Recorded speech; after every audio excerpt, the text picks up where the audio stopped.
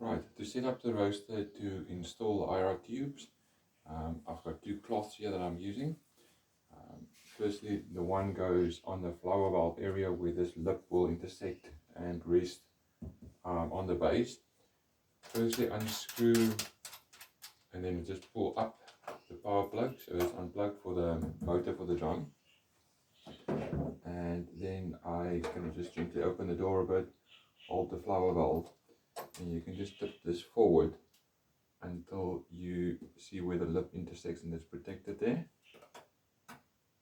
Done.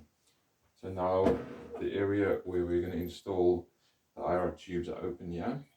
I find it's easier if the roaster is lifted up, which you can do. So I just bring it across, put a cloth down there, and just gently rest it like that.